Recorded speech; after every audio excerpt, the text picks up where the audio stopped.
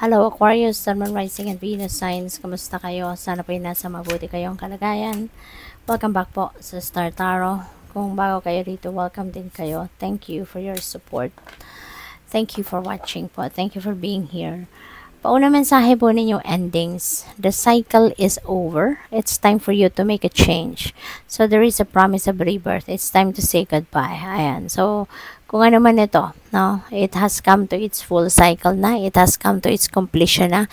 Kaya tapos na to. No, you are about to change your situation na. It's about now to embrace newness sa buhay ninyo, no? So eto na, sadyang ganun talaga ang buhay, 'di ba? Merong mga puntong dadating tayo sa pagtatapos. No? Pwedeng merong magtatapos dito na relationship, pwedeng magtatapos na pag-aaral, pwedeng merong magtatapos na project, no? May magtatapos na kontrata. So, depende sa inyong sitwasyon. But whatever this is na mag-e-end, it's going to end because there is something new coming in. There is something new that you are going to start. Okay? We have opportunity. New job opportunities. Ayan. So, may mga bagong oportunidad ng bagong trabaho. Chance or change of workplace or business trip.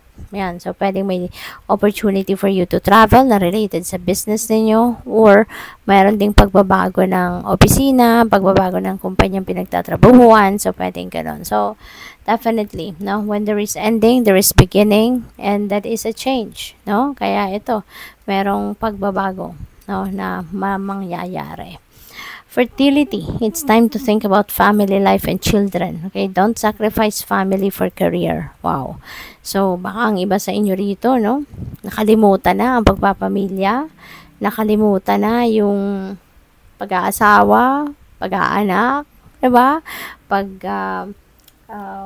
Pagbubuo ng pamilya, no? So, siguro sa kabisihan ninyo sa trabaho, maaring career-oriented kayo at yun nga, no, nakafocus lang ang iba siguro sa inyo, no, kasi hindi naman to para sa lahat. Baka ang iba sa inyo nakafocus talaga sa career all your life, no, pagka-graduate sa college, ganon, nakatutok lang sa karera, sa trabaho, kaya nakalimutan nyo na yung pag-build ng sarili ninyong pamilya, no. So yan ang reminder para sa inyo. It's time to think about family life and children, no.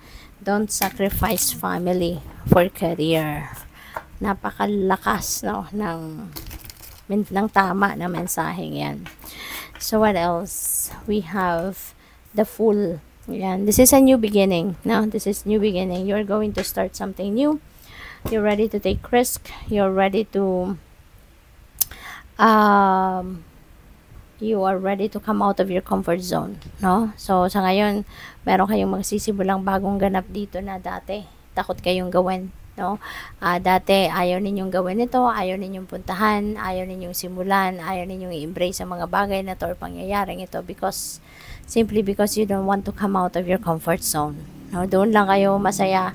Kumbaga, kung nasaan man kayo, saan kayo komportable, masaya na kayo doon. Pero ngayon, this is good, no, na you're ready to take risk. You are ready to take advantage of the potential out there, no, para mag-grow kayo, para mag-thrive, para mag-evolve.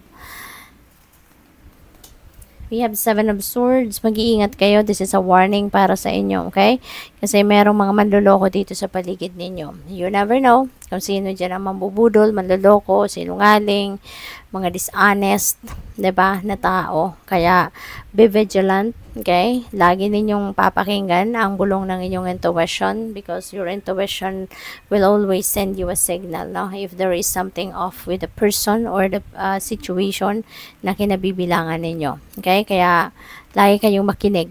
Okay? Pakinggan ninyo yung inyong intuition para maiiwas kayo sa mga taong masasama ang budhi. 'Di ba? May mga masasamang balak para maiiwas kayo diyan, maprotektahan kayo from those kind of people. We have Temperance. Ayan. So this is about guidance, 'di ba?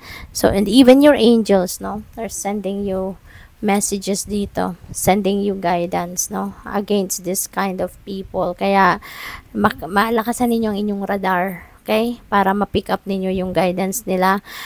It will send you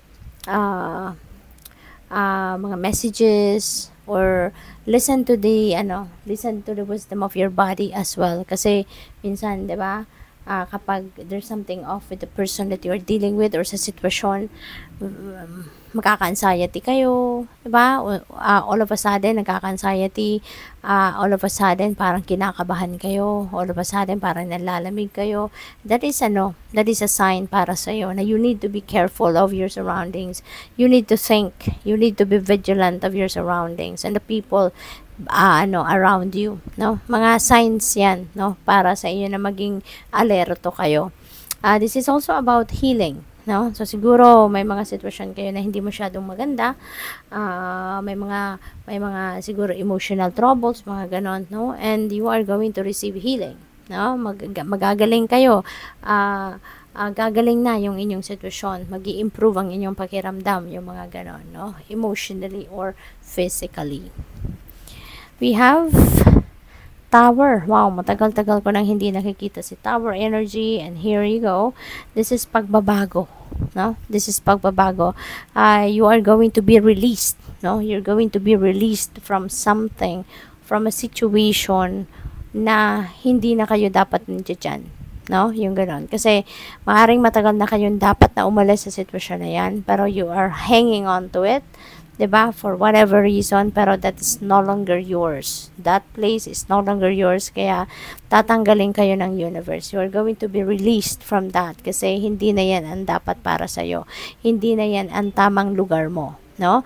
Kung ano man ang mga pangyayaring ito, yung pang mga pagbabagong ito na mangyayari, na mababago ang inyong sitwasyon, kung saan man kayo dadalhin ng event na to, that is where you need to be at this time. Kaya nga tatanggalin kayo ng universe dito sa sitwasyon na to na kinabibilangan ninyo sa ngayon, and you will be sent towards a place or sitwasyon sa buhay ninyo na you will be in alignment with your destiny. Kaya siguro manghihinayang kayo pagdating ng pagkakataon na yan, manghihinayang kayo, sasabihin niyo, sana matagal na to nangyari, sana matagal na akong napunta dito sa sitwasyon na to, 'di ba? Kasi that is where you're going to be happy, you will be fulfilled, you will be satisfied, no?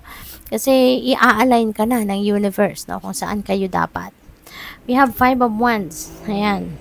So, you know what? Maaring yung mga manlulokong ito, mga dishonest na tao ito, sinungaling na taong ito, maaring mga katrabaho mo lang din yan. No, kaya mag-iingat kayo. Okay?